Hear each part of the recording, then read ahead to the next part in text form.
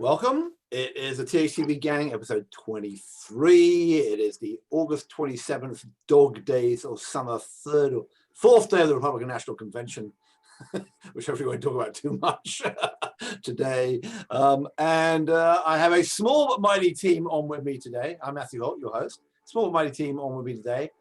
Jess DeMassa, my co-host at Health in 2.0 and the host of WTF Health, is on with Ian Morrison, my old boss and colleague, healthcare futurist, way back when, President Institute for the Future at Second Curve, and Dan O'Neill. I'm always trying to grab on this show, so I love him so much. I love his commentary so much about hospital financing, healthcare consultant, and RWJF fellow. So let's go live on the gang.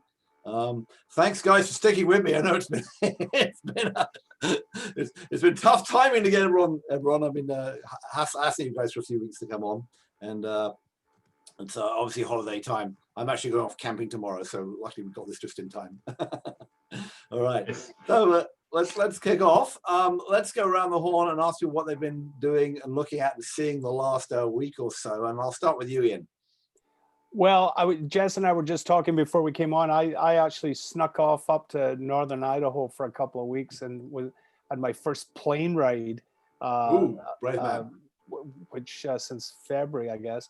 Which was kind of interesting with in a regional jet that was jammed full pretty much. So anyway, I haven't got symptoms yet, but we flew back on Saturday. Not a lot of mask wearing up in northern Idaho, I have to say, although considerably more than last night at the vice president's bun fight. Yeah, I don't know if you watched his speech at the end.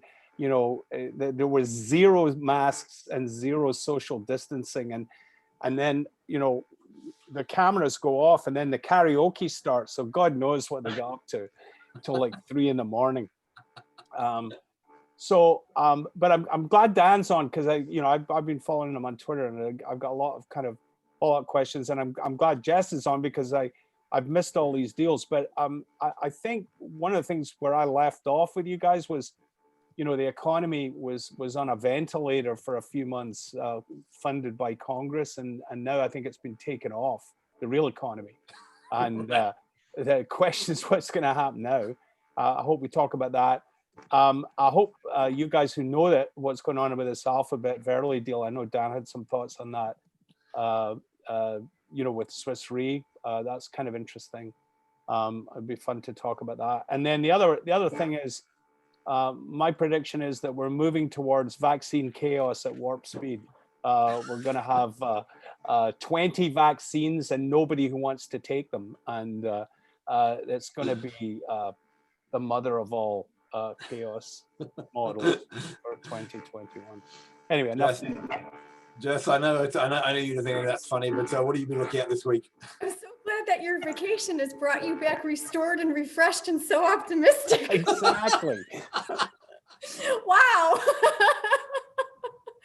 I scarcely know what to add to that. I'm watching like hundreds of millions of dollars fly out the door basically every day here in terms of digital health funding. So the big news recently was 100 million for Lyra, which is a mental health telehealth platform. OneDrop's $98.7 million deal with Bayer. And then right before that, Amwell has finally released their S1. And in that S1, Google Cloud has committed 100 million on the pre-buy of those shares when they finally do go public. And one interesting thing about that S1 that everybody keeps talking about is those voting rights that the Schoenberg brothers are going to be trying to retain. And that's such a tech company, a tech startup move. And kind of, I think the first time, if I'm not mistaken, right, Matthew, the first time we're seeing that with a healthcare startup. I don't think we see that with any other healthcare startups. That's right. So I think that is true. And but Zuckerberg and Larry and Sergey and those guys, they understand that. Yeah, but it's very well, right? What's interesting about this is I'm starting to look at this and I'm like, is this like a cultural appropriation we're doing in healthcare startups with the tech startups? Like what other cultures and customs are we going to start borrowing? We've already got our massive out of control valuations down pat, and now there's this, and what's next? Some attempt to destroy American democracy. I think presumably is the next role, isn't it? No. Is that where you go next? All right. Dan, what have you been following the last week or so? Well, certainly following all the deal making in digital health, which I know you guys have talked about quite a bit, and then inevitably, as you've probably seen on social media, the sort of ups and downs of both the financial performance in the healthcare system and of course the rebound in volumes. And you're a little quiet. Maybe you come a bit closer to the mic. I think I will start with that one, which is that I noticed that there was a lot of these first half results now from the big hospital systems have been coming out. I know there's something down you track even closer than I do, but I think my overall thread is I just saw that UPM, a number of them come out, and the numbers they're not great, right? They're down in profit, but they're not like half off of revenue. Revenue is roughly stable. It may be off a few percentages a bit, but they've kind of caught up a bit. And if you look at the other interesting chart that is in that American Well, or Amwell, they don't call it American Well anymore, the Amwell S1, they had a chart about their telehealth performance. And I know that Ian, you had some, we can go on and talk about this in a second, but it looked to me like they weren't doing much. I mean, they were doing some, up until January. Then they ramped up and they were doing like 900,000 visits in the month of April. And they're back down in June to about 500,000. So, the spike, it wasn't quite the inverse spike of the stock market. That's gone completely the other way. But nonetheless, it's interesting to think how, in all the discussions that we're all in about how this is changing care and how this, how much does that really happen, or are we just coming back to normalcy, and what the impact that will have on the system? So I think we can dig in there. And Ian, you were saying that you were telling a bit of a story offline, so maybe I don't know if you can tell it online, but What I forget which one is this is all about story. Telehealth at Kaiser. Oh yeah. No, I did a thing for Kaiser while I was away, and an internal meeting, and Artie Southern was, I think, publicly saying that they were doing still 4 times the number of telehealth visits of the non-traditional players, so that they are committed to it. And they're another good example. I don't know if it's, their 6-month earnings have sort of bounced back and actually have done quite well, because they're blended between the kind of financial performance of a health plan on the one hand and of a health system on the other, so that they came back. The other thing, I think Dan pointed this in some of his posts, that a lot of it has to do with the rebound in the market, right? Because I used to call hospitals the NASDAQ dependent. I mean, they couldn't make money on patient care, but they were making it up on whatever happened to the NASDAQ, and that sort of shows up, I think, in some of the results. Yeah, I did notice. I mean, it's still very hard when they report it and they say they made a loss this quarter or a profit, and you have to untangle those big reserves. I've been trying to put I need to get some more publicity out. I've been trying to put a spreadsheet together of how much of these big systems have they got in reserves. I saw UPMC this morning; it had like 9 billion in it's sitting in its reserves, and stuff was for a company that, for an organization that does about 11 billion revenue, that's a pretty healthy. That's a pretty healthy reserve. They're not down to their last legs. So Dan, you watch this all a lot very closely. What's your sense of the changes we've seen, and are they real in terms of both the finance and the performance of what they're doing in these big health systems? For better or worse. So I think, first of all, Ian, in your point, I think is spot on. You see this in a lot. I just saw the Banner Health numbers, I think recently, big sort of nonprofit chain based in Arizona, and they report something like a 2.5% operating margin, but a 7 or 8% net margin, right? And this is a sort of this continuous or kind of consistent, unusual factor in hospitals, whereas you sort of go down the P&L, in some cases, the margins get higher, which isn't what you'd normally expect as you step from sort of gross to EBIT to net income margins in most businesses. And it's of course the investment income, and it's the non-patient care revenue lines, right? So a lot of times the cafeterias and the gift shops and the parking fees, which are non-trivial, start to add 1%, 2%, 3% to the margins. So I think you see that for sure. And to be fair, we saw that in the sort of Great Recession bump, where you did see a big swing from private insurance to Medicaid, and you'd think that, well, that would have affected margins. It really didn't affect margins very much. And the biggest impact you saw on margins was the net margin, because they took a hit from the stock market last time, right? And I think to your sort of second question, for better or worse, we see this rebound, but there is, I think there's sort of growing evidence that it's kind of rebound to status quo ex ante, right? And you even see some of this there was some interesting physician survey data a couple of months ago that came out of the Massachusetts Health Policy Commission, where they asked clinicians about their sort of reaction to and plans for post-COVID. And there wasn't nearly as much exploration or consideration of maybe I get into capitation, value-based care, different models that are a little more resilient to volume. There was a lot of, yeah, I really want to get that fee-for-service revenue flow going again. It was sort of kind of get back to normal. And I think, for many of us on the patient side or the more entrepreneurial side, there's an interest in, let's not go all the way back to normal. Access to care is good. Not being afraid to go to the hospital is great. Having your physician office when you need it, having your physician office open when you need it is, of course, fantastic and necessary.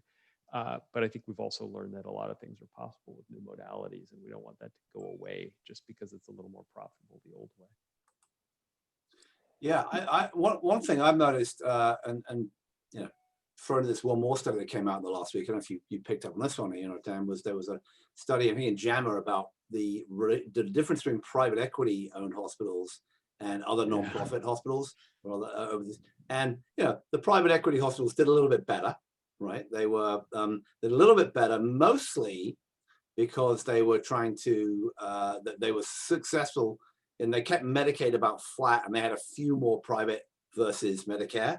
And as Ian has reminded us in his conversations with the German health minister, that's how you make money in a hospital, right? Make sure you keep those private employer-based people come in, you charge them more money, you bump the prices up on them. But again, it wasn't the sort of massive differential you'd expect if those nonprofits were the sort of bleeding heart charity cases that they try to make out they are. Right. It's my old joke about the Sisters of Charity are going to change their name to the Sisters of Sustainable Competitive Advantage. And they did, right? There's not that much difference between for-profit and not-for-profit. Yeah. Well, I mean, so I think that the bit I'd love to hear a bit more, about it is, and perhaps Dan, you can comment, is as we're going through this, we've heard a lot about needing access to the CARES money and where did that money go. We heard a lot about it all coming back. We do have, though, I mean, and I was on a call this morning with somebody who was talking about how we're now much better at treating patients with COVID. We're not venting as early, we're using steroids better, and that's a big reason why the death rates are going down. But we still do have this rolling COVID problem, whether it's going to spike up again in Washington. Where was Pence last night? He wasn't in DC. He was somewhere else. Maryland, I think. Maryland. I think he was in Maryland. He was somewhere in Maryland, and Melania and Donald were in. There wasn't much social distancing there in the White House. Whether it's going to be there, whether it's going to be Idaho, wherever it's going to come back, we're seeing this these rolling things happen. We're talking about the second wave coming, the flu. I mean, my sort of sense is, and my question is, are we gonna, see this thing come back and hit these hospitals again, or have they kind of figured it out and gonna be able to manage pretty well through this now they've done it once? Where do you think they are, Dan? Yeah, my guess is they're much more insulated now, because I think you sort of saw a couple of effects in maybe April, right, or late March, April. One was patient fear of going to the hospital. So they stay away from the ED unless it's absolutely necessary, in part because at the time, we were seeing all the news reports about New York hospitals. And while most hospitals were not remotely that impacted, it certainly, I think, fed the public perception that if at all possible, I should stay away. But then you had the second effect, which was hospitals that felt like, rightly or wrongly, that they couldn't, at least in the short term, safely run normal operations, shutting down service lines temporarily.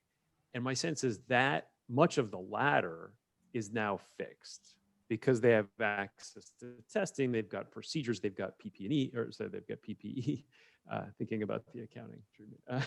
You see somebody like UCSF has been talking for a couple of months now that they're testing every patient that comes in for completely COVID unrelated care, and that actually provides useful data on sort of kind of background levels of infection in the population, because it's, they're selected without respect to COVID symptoms. And I think once you have those procedures sort of worked out, then you can sort of open up and keep those services running, unless you have a major impact, major spike kind of crushing the facility. You need all your beds, all your staff. So my guess is there, you'll still see ups and downs, particularly in the ED visits and some possibly outpatient care volume. But a lot of the big ticket items, particularly inpatient surgeries, which is usually the highest cost or highest revenue case, my guess is those can keep running with little effect. Yeah, Dan, I think that's right on. And certainly, if you look at experience of a whole bunch of different markets, we were talking about Bob Wachters' Grand Rounds at UCSF, I think, before we came on. The episode he did with leaders from, I think it was Houston, Miami, and Atlanta was phenomenal. But I think, to Dan's point, what I'm hearing talking to a lot of hospital systems is that they're basically have adjusted the elective surgery crash to run, and they're doing it in different ways, kind of two hospitals inside a hospital, kind of COVID and non-COVID. And so the thing that crushed the finances in this second, the early part of the year was really that elective shutdown. So there was capacity and thumb twiddling and paying doctors and all that stuff for sitting on their hands. And that has all, I think, gone away. And almost everybody is still doing elective stuff, even if they're in the middle of one of these rolling crises. And that's true, of some of the hardest hit places. What do you think? One last question on this, but the two of you, because you are so close to this world. I have a question. Well, my question first, then you, Mr. Massa. I'm just saying, I'm here too. She's asking me questions. Well, the one last question is now I forgot what it was. I remember mine. Ask yours, I remember mine. It's karma, Matt. All right. You want to think of it, or should I go? No, you ask. You All ask right, yours. well, I was going to ask, and this may be way off, so forgive me if it is not the best question, but I'm curious about how we see perhaps, I read earlier today that they're expecting 12 million people to lose their employer-funded insurance, and what the trickle down of that is going to be on the hospital businesses. Well, that's why I was alluding to, the economy was on a ventilator and it's been taken off. I mean, I think, I was saying to somebody the other day that health insurance is like deaths. It's a lagging indicator. It's not a leading indicator, right? And we haven't really seen the fall off in coverage quite yet. We're starting to see the uptick in Medicaid enrollment. We're starting to see the uptick in the uninsured. But you've got people like the airline business who have been paying folks insurance, but they're all going to get furloughed. I mean, Salesforce had knockout numbers yesterday. I got a lot of Salesforce stock. I'm a happy guy. And they laid 1,000 people off. Right? Yeah, it didn't stop them. Yeah. So, I mean, I don't think we've seen the end or the bottom of employment-sponsored coverage. And that's the thing, that affects their payer mix of all the institutions. That's what's keeping a lot of CEOs up at night, is the inevitability of payment mix impairment going forward. I think you're right. Yeah, what I toss out is, it's clearly a negative, right? That sort of, whether it's an increase in the uninsurance or even just a shift to Medicaid, right? Because they're less profitable at the patient level. But I also think that but I'm relatively sanguine about this impact, in part because of what we saw in 08, 09. Where I think you saw a magnitude that's not that far off from that sort of 10 or 12 million patients that drop out of the private insurance pool over the course of a couple of years. And this is at a time pre-ACA, Medicaid expansion, where more of them ended up uninsured than on Medicaid, right? And yet still, if you look at kind of industry-wide operating margins through that 08, 09 period, hospital average dropped by maybe 50 basis points, 75 basis points, not a lot. So maybe from, say, 4% to somewhere between 3 and 3.5% operating margin. You see the total margin goes down by a lot, but that's because they're chalking up paper losses on the investment portfolio, right? Right. And so if you think, well, if we've seen that relatively large magnitude, they weather this with sort of a bump in the road at worst, right? I don't know that I think this is going to be that bad for hospitals, particularly because now most of those patients that drop off of private insurance are still insured, right? And so the Right. margin is still positive on the next Medicaid patient. It's just not as high as if they were carrying an Aetna plan, right? Right. No, that's a very good point. But Jess, I want to ask you a question, because the conversation I'm hearing, I mean, I agree with what we've been saying, that it's sort of a return to normalcy in the main, but I am hearing from a number of CEOs, you know, in various sources I've been talking to the last couple of weeks, that they really are trying to think about this as an opportunity to transform care and respond to some of the disruptive actors. And I take them genuinely on that, even though their behavior is returned to normalcy. So, I mean, specifically, I won't name names, but, you know, I'd listened to a video of a CEO this morning I'm going to be working with, who was basically saying, look, we've got to find a way to respond to the Livongos of the world, you know, from our heavy artillery model. And I'd be interested in all of you, because you follow this stuff more closely than I do, what you think that deal means. If I'm running a big conventional health system, is this a serious threat? Are they potential partners? Or how do I play that? How would you suggest a hospital or health system play this, you know, digital consolidation that's going on? They should run. No, I'm joking. No, we did an entire piece on this actually, and it aired while you were on vacation, so you got to catch up. But Matthew and I talked to 7 CEOs and 6 CEOs and 1 former chief medical officer of competitors to Livongo and Teladoc to kind of get a broad industry perspective on what that vibe was. And really kind of what sussed out was that Livongo, the Teladoc Livongo merger is going to create something that's competitive. More so than it is going to, you know, some of the customers that are using both of those services are now going to be threatened by the combination of those 2 companies into one. I think for some, I mean, if I were to give advice to a CEO of a health system or a provider organization like that, I would say figure out how to partner with that rather than rebuild and try to piece that together yourself. Because I think that we haven't seen effectiveness along the line of the continuity of care that potentially they could pull together if their merger goes well. And that's still kind of an if. I mean, that was one of the questions that some of the folks brought up. You know, it's like they're 2 very different cultures, Teladoc and Livongo. So, you know, it's great that they have this very end-to-end vision for virtual care, consumer-directed virtual care specifically, that runs from inside the health system with Teladoc's InTouch piece. They acquired them, don't forget, earlier this year. And then it can, you know, connect out through the hospital. And then Livongo is very much, you know, personalized at the person in their home. And there's the potential there to build this whole end-to-end thing. But, you know, there's a lot of questions about whether or not that's going to happen. There's a lot of questions about how that's going to be reimbursed. And there's a lot of questions about how long that's going to take. So, I mean, the thing we heard was it's early innings. And so, and, you know, somebody actually put a time frame on it. Like, I think it was Russ Glass from Ginger, who had said, I don't think we're going to see anything big happen for the next 18 months. But if you're the CEO of a health system and you're trying to prep for this, I mean, it's one of those, you know, do you wait and take a long look at what they've got in their combined offering once it's actually fully unrolled, or do you start to try to build this yourself? I think that's a big question that remains unanswered.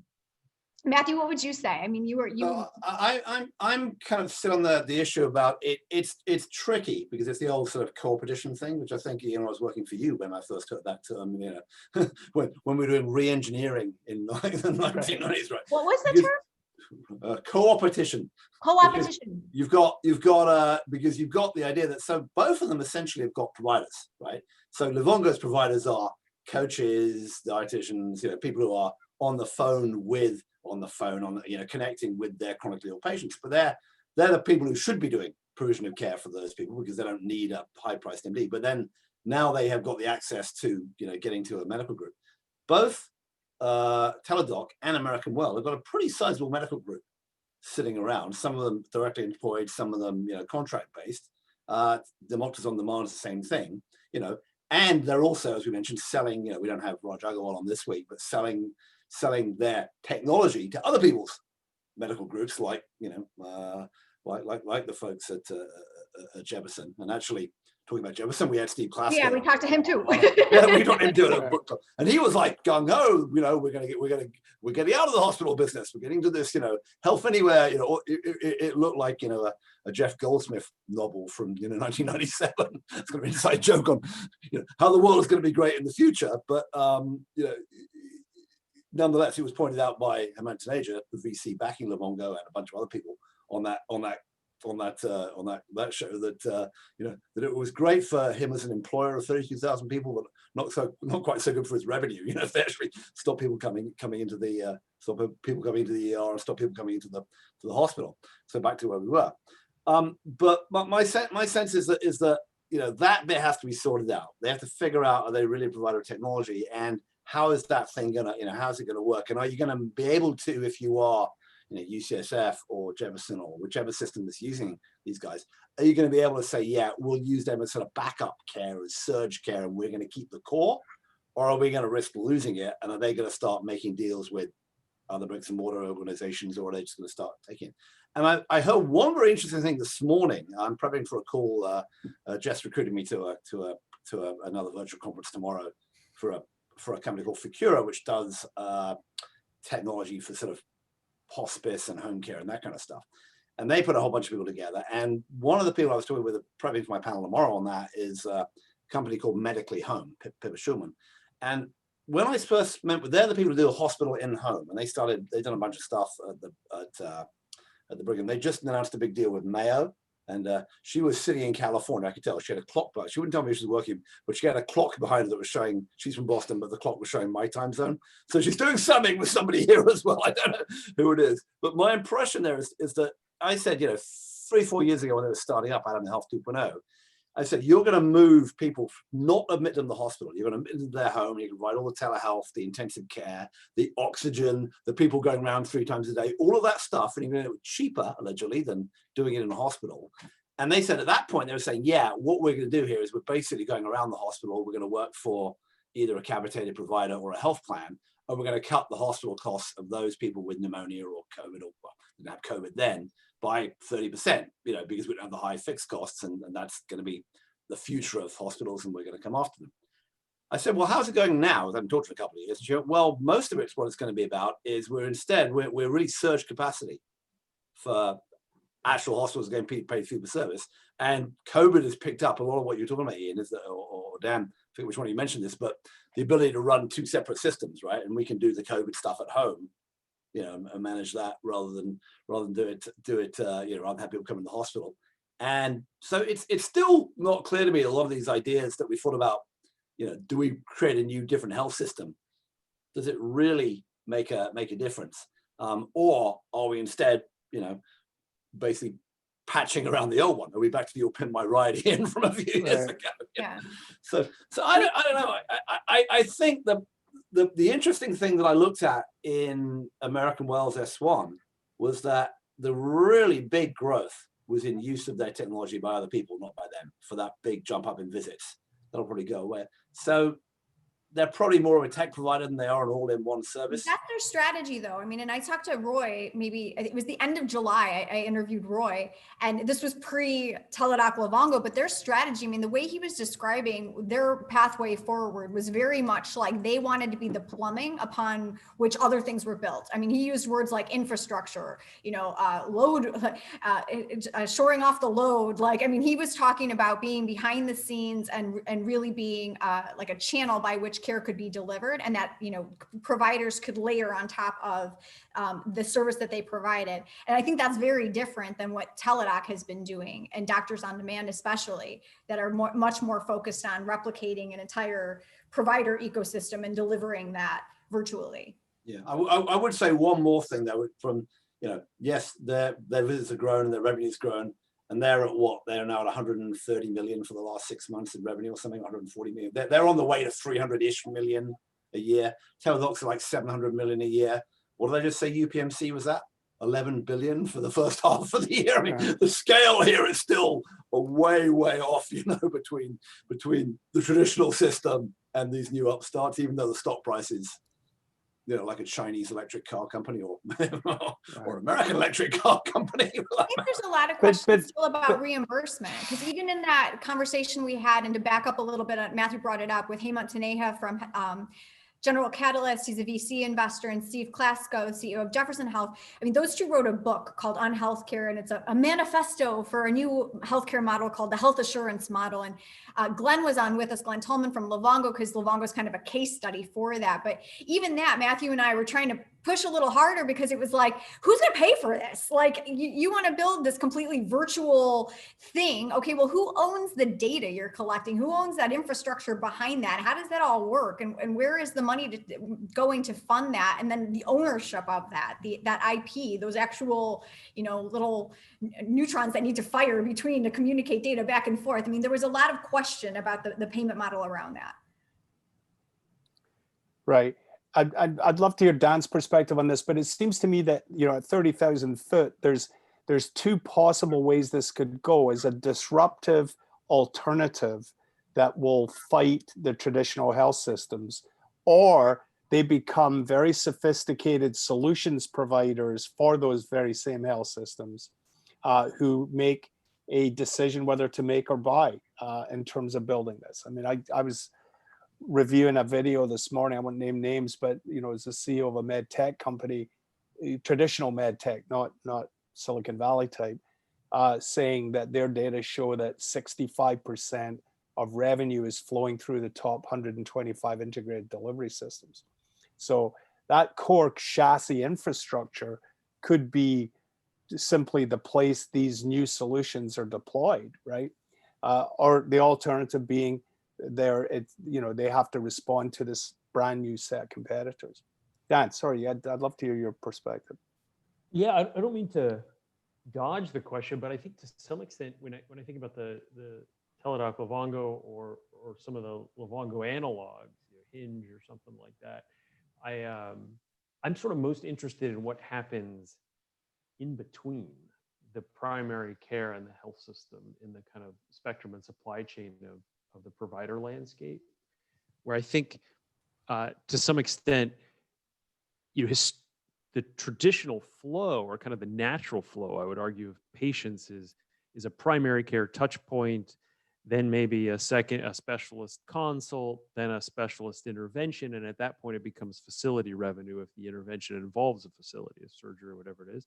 And I think historically, a lot of the attempts to kind of interrupt that came through the payer or the purchaser, right? And even Livongo, their traditional sell to the employer, and then they try to sort of get in between, right, and catch the diabetics before they end up at a more expensive site of care in the traditional sense. So I kind of look at these, and if you look at sort of the specialist groups out there, half or more on a lot of these specialties are still independent, despite all the hospital consolidation. There's a lot, right? Anywhere from probably 30 to 70%, depending on specialty, are still at least no more than loosely affiliated with a hospital or health system. And to some extent, Livongo is maybe more of a direct competitor for cardiology groups, for endocrinology groups. Hinge is a direct competitor for orthopedics groups or physical medicine. And I could see that the combination of a primary care touch point, and I don't know that we'd call Teladoc really a primary care, it's sort of urgent care, but to the extent that they can grow into more of that primary care front door, and then they're referring to a virtual, to use the Hinge jargon, a virtual clinic, some sort of virtual care pathway that substitutes for a traditional specialist. That's where I think this gets super interesting. And to some extent, if they can come in, upstream of the hospitals or health systems, then the competitive dynamic with those specialist groups could be the place to watch. Yeah, I think that's right. I mean, this goes back to Matthew when we first started working together 3 years ago. I mean, the argument being you need lives and you need care delivery models, right? You might not need bricks and mortar. You could buy stuff on the spot market. And so it's not inconceivable that self-insured employers or Optum could build front ends of life aggregation to build the kind of thing that Dan's talking about in terms of those components. But that's why I was very curious about all of your thoughts on this Verily deal with Swiss Re, because the thing that's been sticking for me with a lot of this virtualization is, 5% 5% of patients account for 50% of costs, and they're not just the chronically ill, overweight, Hondas like me. It's people get serious stuff, right? Like cancer, and it's expensive. And that's why this reinsurance thing is very interesting to me. I gave a talk to the Managed Care Reinsurance Association. Who knew there was such a There was one, right? Swear to God. And it was Swiss Re and Munich Re and a bunch of people, fun people from Optum. I mean, those reinsurance crowd know how to party. But anyway, the thing I learned was that complex cases are growing at 15% compound as a share of health spend.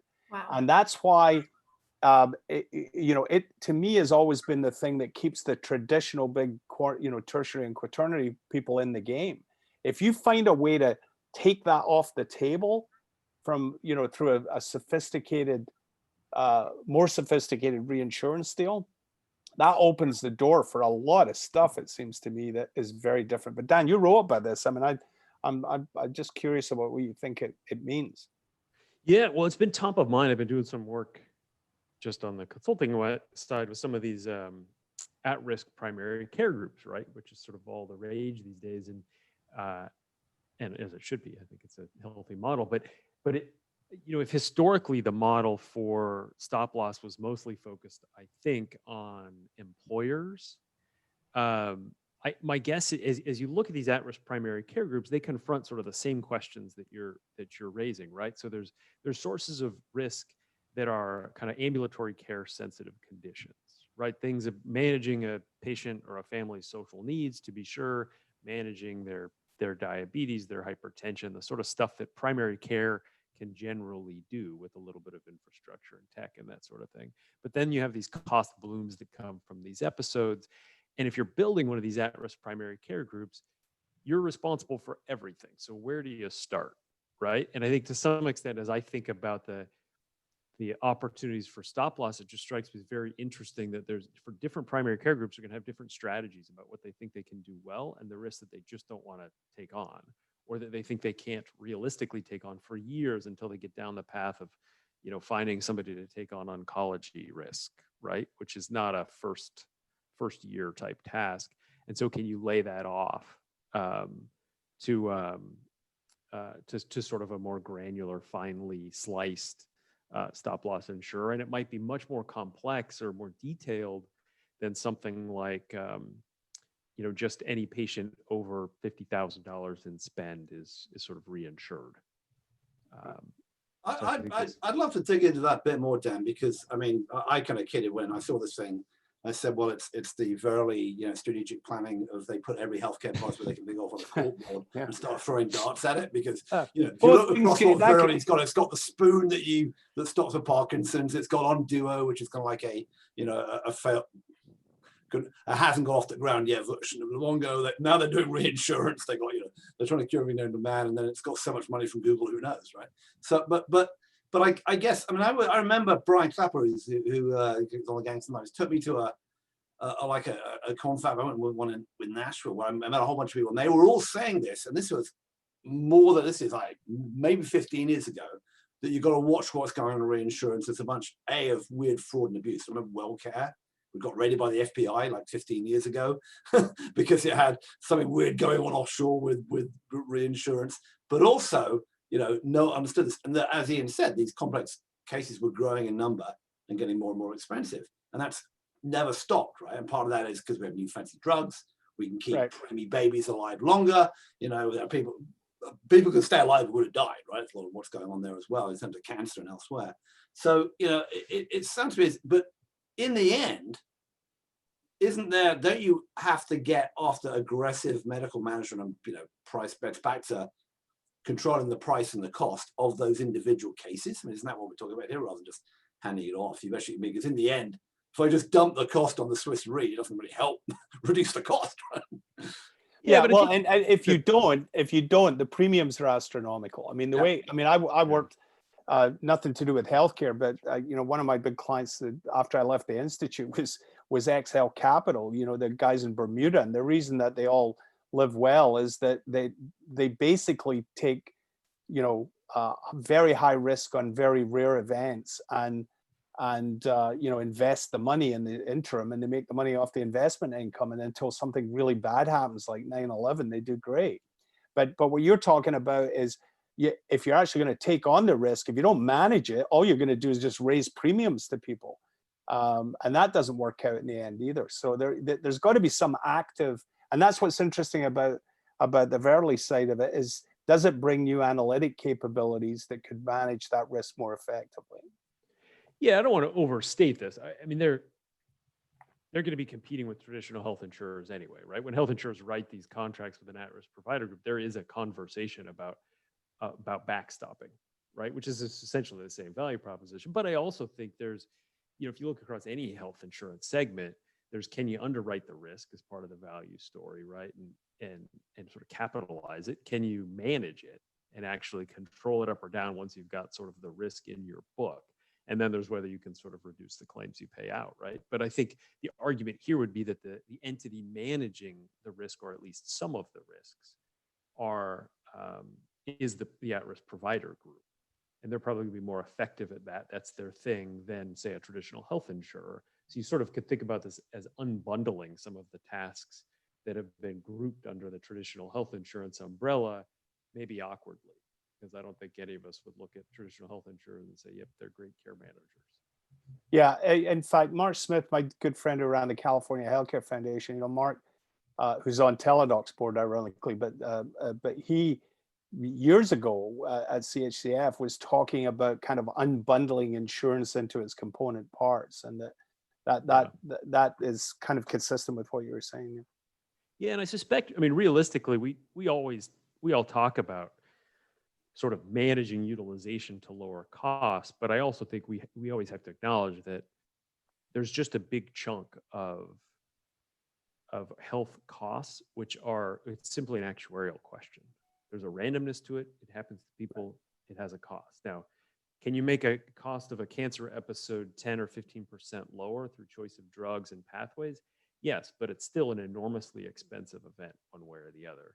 So the management plays at the margin, but primarily something like that is probably an actuarial game, right? Yeah, the one sort of lesson I learned in my career, I've been a friend of Bob Margolis for 30 years, but Bob taught me in the early 90s that he would rather have all the same premium revenue in Medicare Advantage than he would in employer-sponsored coverage, because it was a lot easier to take risk and make a difference in the Medicare population with high utilization and bad coordination of care than it was in the employed population. And I think that's still true, that, the models that are being successful are aimed at managed Medicaid or Medicare Advantage, not so much employer-sponsored coverage. I mean, that you may all have counterfactuals on that, but I'm surprised. I agree with you completely, because there's just more money per person, right? And you can do more right. stuff. And so I was really interested. So I saw two interviews, one that you did, Jessica. One was with the CEO's name, blanking on Oak Street Health, who's like 12 years old and no multimillionaire. Well on him. But he was saying he went on like a visit along, right, a ride along with a home visit. And he told a story, which I think Gloria Meyer told me, from Friendly Hills back in 1994. You were probably there, Ian, when she told me about how they would send people out to the home. And he said that somebody was getting themselves into the bathtub and they were leaning on the sink and the sink was coming off the wall. So what they did is they got a plumber out to reattach the sink to the wall and put a handrail in and whatever.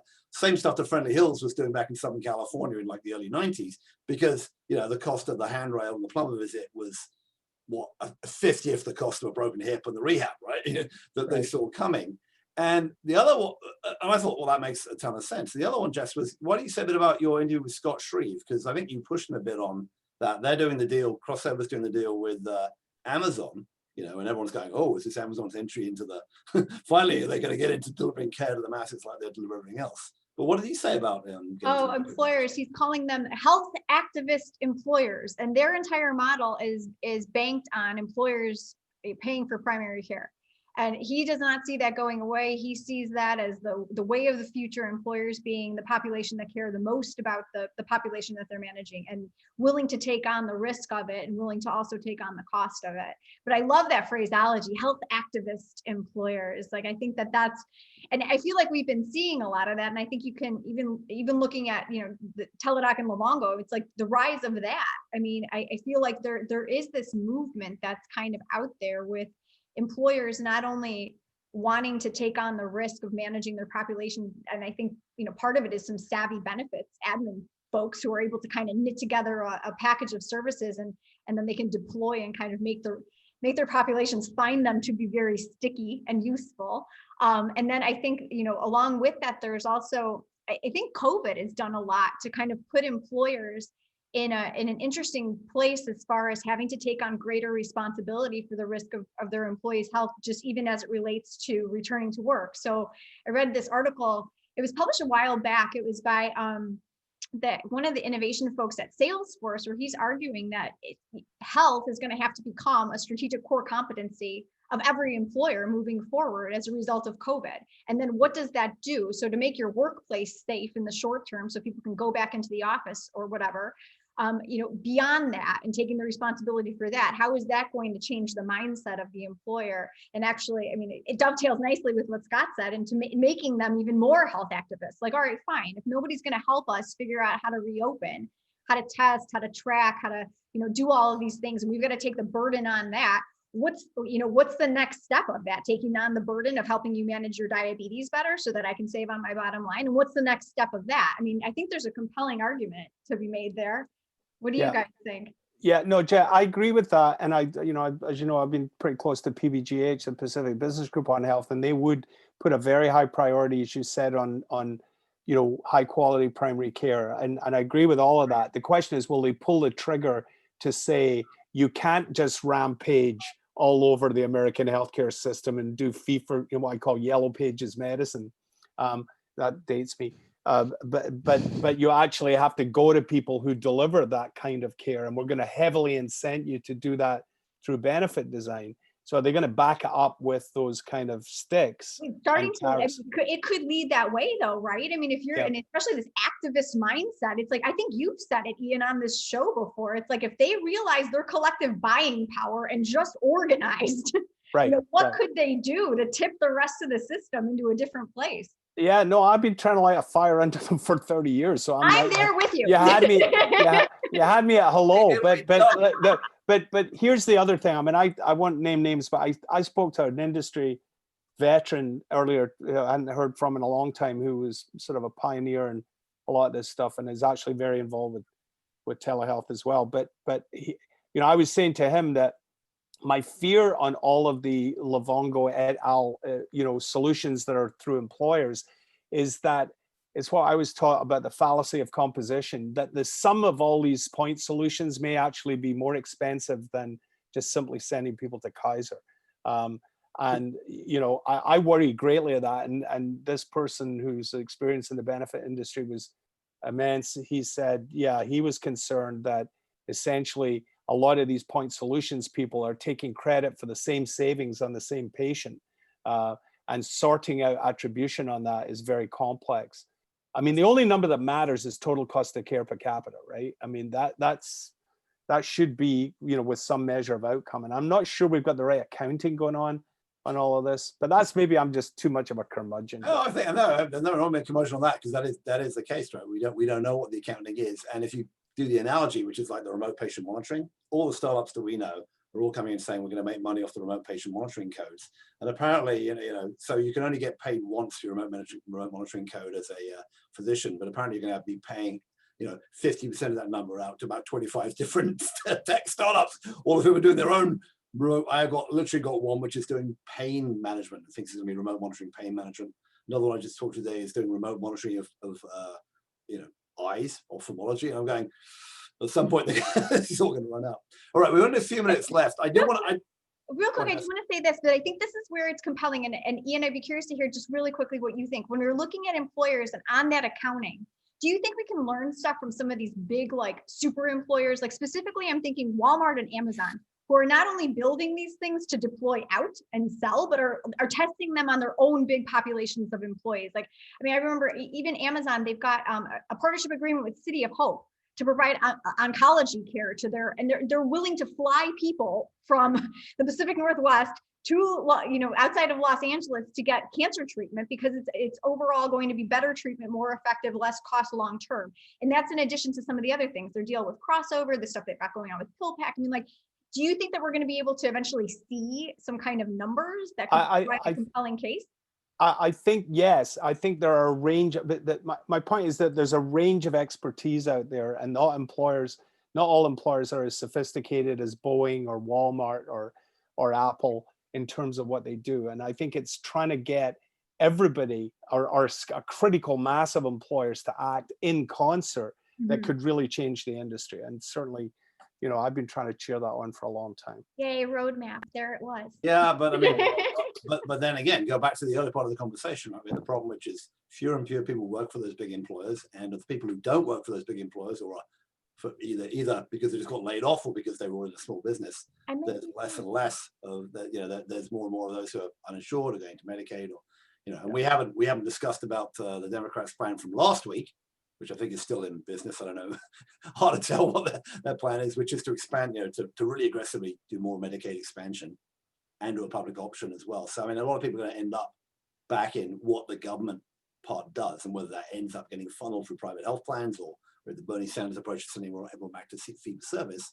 Whatever happens, how do we think about managing that? And it's tough to see the sort of return to normalcy while we have this, crazy political situation. Because as you said, Ian, I mean, we didn't, while you were gone, we didn't pass the recovery, we didn't extend the stimulus act. They're still arguing about it. It may happen in September, it may not happen. I'm kind of thinking it will happen pre-election, but I mean, who the hell knows? And we haven't seen the full ramifications of what happens when people start falling off the $600 a week on unemployment, when people start finding there aren't that many more jobs to go to. Meanwhile, Wisconsin's on fire, right? And right. Well, and the deep irony is Mitch McConnell is defunding the police, right? I mean, seriously, remember, the police departments of America are not paid by the federal government. They're paid by state and local government, and state and local finances are completely catastrophically buggered by COVID, right?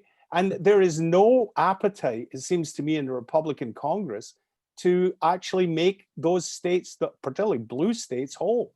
So they're the ones who are defunding the police, as far as I can make out.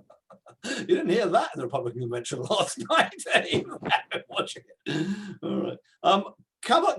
I know we have like 5 minutes left, but I want to change the topic a bit to the next bit of we talked about politics, talked about the stock market. Actually, one thing I want to note on the stock market, I was going to say this ages ago, but there is an issue about going back to the conversation about whether the Teladoc Livongos are going to become suppliers to the current system or by their own people. Look at the relative stock price and expectations for the Amazons of the world, which replaced Barnes and Nobles and now replacing groceries, versus the Cerners of the world that supply to the incumbents. And you do much better as the former rather than the latter. Right. So I wonder if that's going to influence them, even though it's a tough market. Because if you look at their current stock ratios for the Livongos, Teladocs, Oak Street Health, they're stratospheric. I was going to catastrophic, but stratospheric, right? Stratospheric, yeah. All right, got that off my chest. Well, real quick. Change Healthcare, by the way, Neil J. Crescenza, I interviewed him, speaking of publicly traded company that provides that plumbing.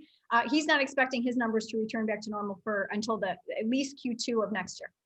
All right, well, I mean, yeah. Okay, real quick. And, before we go to the lightning end round, but we've got a few of us this week, so we do it in quicker time. The testing that I've been hearing about coming out from Michael Minner, not the guy who runs the restaurant, but the Harvard Health and Abbott and others, talking about rapid tests at $5 a time that could actually get people back to work and could get people to school. My kids are now in a camp where they're doing their at-home, they're doing their school at a camp at the school that they normally go to, with there's fewer kids per class and they're wearing masks and all this stuff. And, I'm waiting for COVID to come home from that, but hopefully not. Do we think, from what we've heard and what you've heard, is that real, or are we still stuck in the testing's ineffective because it's 10 days and it costs $150 and we can't afford to do it the way the NBA is doing it. I think Minna's work and some of the traditional tech industry, med tech industry is on the verge of having solutions that are actionable. I'm not a clinician, obviously, or a scientist, but it would seem that the insight that you can provide something cheap with rapid turnaround that would allow a more thoughtful approach to reopening, I think is in the cards. Whether we can deploy it at scale through this current administration is another question. And I think we just got to watch, the schools and college reopening and just see how bad it could be if it's mishandled. I just did a CVS Health Live episode about this very subject. CVS has partnered with Salesforce in this program called Return Ready, which is coupling CVS testing with Salesforce data tracking. So the takeaway there on that about scalability is kind of like you see these two big companies who are just like government's not going to do anything. And so they've rolled out a solution nationwide to help employers and universities figure out how to deploy their own test and trace package in a turnkey way. There was no comment on how quickly those test results were coming back. And I think it varies based on the deployment. Like you could actually have CVS people there on site administering tests and returning things relatively quickly. And then there was like a longer format version. And I imagine that scales with the price. I was talking to somebody who was talking about they managed a poker game. They were doing online poker and they went out and they wanted to do an actual get to meet, and everyone had 5 guys or whatever it was, and they all had to go to a place called Vault Health where they could get a test, and it took 10 days and whatever. They had to basically quarantine themselves before, and then they got to go play their poker night to be careful, but it's still really hard to be careful. I mean, we've got to get it to the point where somebody has got it pretty much straight away and hoik them out, and then quarantine people, because we haven't got onto it, but as you mentioned at the start, Ian, we had the vaccine issue, right, where Pence basically, I think, promised last night the vaccine was going to be ready, I would assume on November the 2nd. I mean, I don't know. This timing sounds very suspicious to me, but we've heard a lot about the 20 different vaccines, we've got a lot of that, but it is, at some point, if we're not going to have a cure, not going to have a vaccine anytime, we've got to figure out how to manage this at a normalcy rate, and we don't seem to have a clue yet, and maybe this rapid testing and things like you just mentioned, Jess, this sort of Salesforce back to work thing may help. I don't know. I mean, but we're still a long way away from. We've been talking about all the stuff we should have done in the previous 6 months that never got done. In terms of boosting up testing, figuring out how to rationally deploy the stuff, figuring out how to get people to open up at a rational rate, and it's and I don't see it going away. And even countries like Spain are starting to creep back up again now. Right. So I'm all depressed about that. All right, we're nearly out of time here, so let's do our rapid close here. So we'll just go around and say, what are we expecting to see and what are we looking for in the next couple of weeks? So Ian, I'll start with you. Well, I'll tell you what I'm hoping for, I think, is a kind of clear articulation by Biden after, the president has his little shot tonight about how it's going to be different if he's elected with regard to the management of these issues, and maybe name some names about people who we would look to lead the effort and put some flesh on the bones apart from just one-liners. So I'm hoping for that. And the other thing I think we've got to watch very closely is just school and college reopening, for hoping for the best. But I got to say I think the early results are not terrific. Jess, what do you think of? I agree with everything Ian said about COVID. And then in the funding world, the health tech funding world, I don't know who's left to get money, because I feel like everybody who's got their mental health app or their telehealth app or their primary care business has gotten funding in the last 6 weeks. So yeah, we're at this point on Thursday, there's been $1 million deal, $100 million deal, I should say, announced every single day this week. So I don't know what's going to happen next. I'm like shocked. So Somebody Dan, said the bubble was bursting. Where is the burst? I mean, Dan. Yeah, on the sort of digital health or funding side, I think I'll be, just to play off what Jess said, I'll be continuing to watch for much more than the next 2 weeks. investors putting capital into some of these episodes and specialty areas that I think are sort of what comes next after you end up with a lot of lives in or attributed to at-risk primary care groups. And then, of course, on the COVID front, I think we've had our hearts broken a couple times about cheap, fast testing. Turned out to have high false positive, high false negative rates, et cetera. So fingers crossed that the latest news is the breakthrough that we all need. Well, I hope so. So I think my comment to the end is that it's back to what Ian was at the start, which is the macro world. I mean, it blows my mind that the stock market is the S&P is now at an all-time high, despite as though the rest of the economy doesn't matter at all to it. Now I know it's driven by the tech companies and things, money's moved around, but that's going on while we're still in this severe recession, and maybe government funding to prop up the Main Street part of it is falling apart. And how that's going to impact everything, both the politics of the situation, the funding for startups and new types of health technology, but also the funding flow, as we talked earlier in the conversation, back through to hospitals. At a time when we're now we're talking about 6 months of COVID, but we're now in like 2 to 3 months of Black Lives Matter, other types of protests, where we now actually have vigilantes on the street shooting Black Lives Matter people. We have stuff that looks really serious. It looks like 1968 to me. And I guess maybe the leave it is that the stock market was pretty high in 1968 too, from what I remember. Compared to how it had been earlier in that decade. It didn't fall apart till like 72, 73. So maybe that'll happen as well. But it's hard to imagine that some of these things aren't going to come to a major crescendo in advance of the election. And I'm, inside healthcare, outside of healthcare, strikes me that we have, a very, as the Chinese say, a very interesting time ahead of us. I'm not sure it's going to be fun.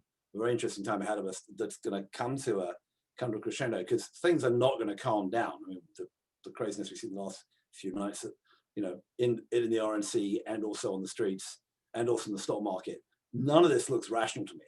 And we're in a world, I mean, many of us haven't seen for many years, and it is going to filter back on healthcare. So that's my unoptimistic, more optimistic, pessimistic, generalist comment for the day. And with that, we're done. I want to thank my small but mighty gang today: Jess DeMassa, WTF Health, Ian Morrison at Second Go on Twitter, and Well on Health Futurist, and Dan O'Neill, our GWF fellow and consultant. I want to thank you all very much for being on the show. Thanks for listening. We'll be back same time, same place in our first September show at next Thursday at 1 p.m. Pacific, 4 p.m. Eastern. Looking forward to seeing you there. Thanks for listening. Bye now.